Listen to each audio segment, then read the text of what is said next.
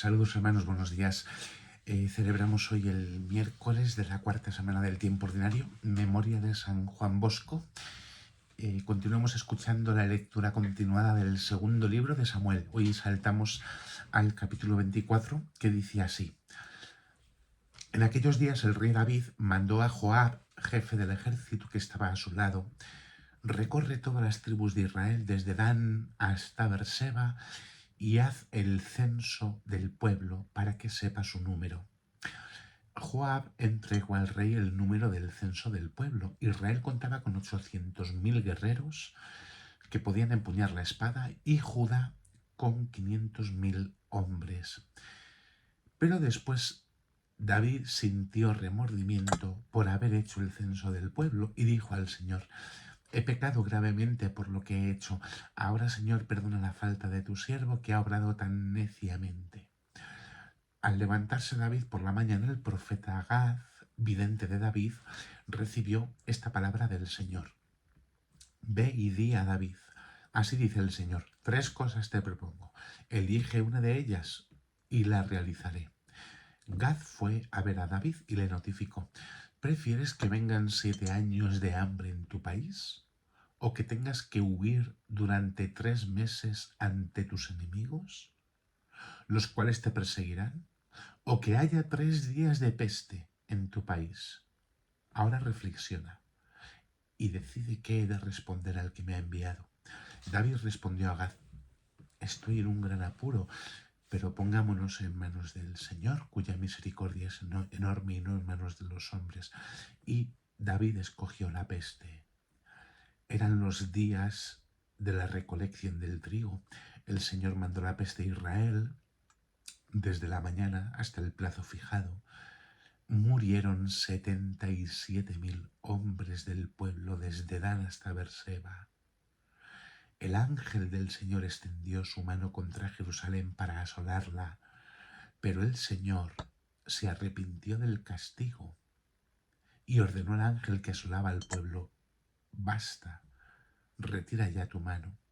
El ángel del Señor se encontraba junto a la era de Araúna el Jebuseo. Al ver al ángel golpeando al pueblo, David suplicó al Señor: soy yo el que ha pecado, el que ha obrado el mal, pero ellos, las ovejas, ¿qué han hecho? Por favor, carga tu mano contra mí y contra la casa de mi padre.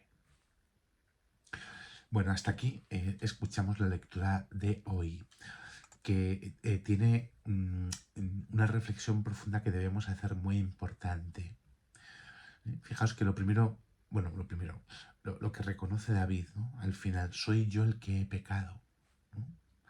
Extiende la mano contra mí, contra la casa de mi padre. Ellos, tus ovejas, ¿qué culpa, no tienen? Ellos no tienen la culpa de lo que yo he hecho. David había cometido un pecado queriendo hacer un censo de la población, queriendo tener un control sobre el pueblo de Dios. En el fondo, el pecado está para la cultura de Israel en que uno no tiene el control sobre el pueblo de Dios, que es de Dios, precisamente, ese control. Entonces, ¿qué es lo que sucede? Que después del pecado viene el castigo, que no es tanto que Dios te castigue, cuanto que uno entienda que un pecado tiene una serie de consecuencias. Y en esta ocasión David, compadeciéndose de su pueblo, de alguna forma quiere él sufrir el castigo por su propio pecado para expiarlo. Y por una parte esta historia nos muestra la misteriosa solidaridad de unos con otros, tanto en el pecado como en la gracia.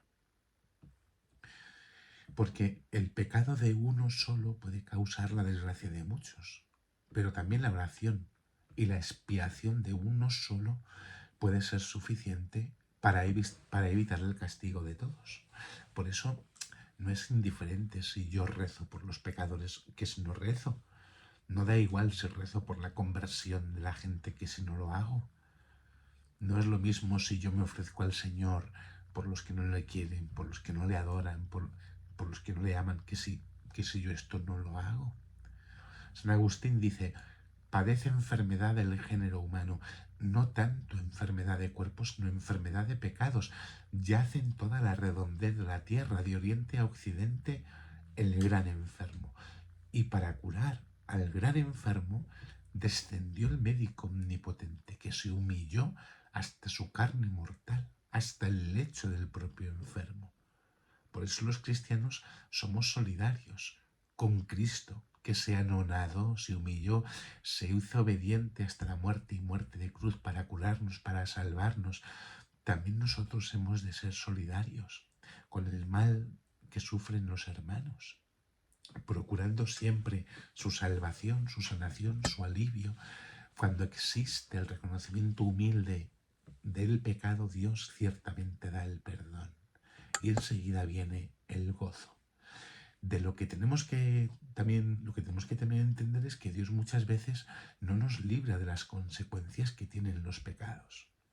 Dios nos perdona, sí, pero no, el pecado tiene una repercusión y a veces esto no lo entendemos. Tampoco es sano decir, peco o no peco pensando en la repercusión que tiene. No, si es que lo que hay que hacer es no pecar, lo que hay que hacer es elegir el bien. Pero es que pecar no es gratis, tiene consecuencias sobre la vida de otros. Trasciende el pecado, trasciende la realidad que tengo delante a mi propia persona, va siempre mucho más allá. Por eso al final lo importante siempre es plantearnos vivir en la voluntad de Dios. Que el Señor os bendiga en el nombre del Padre, del Hijo y del Espíritu Santo. Amén.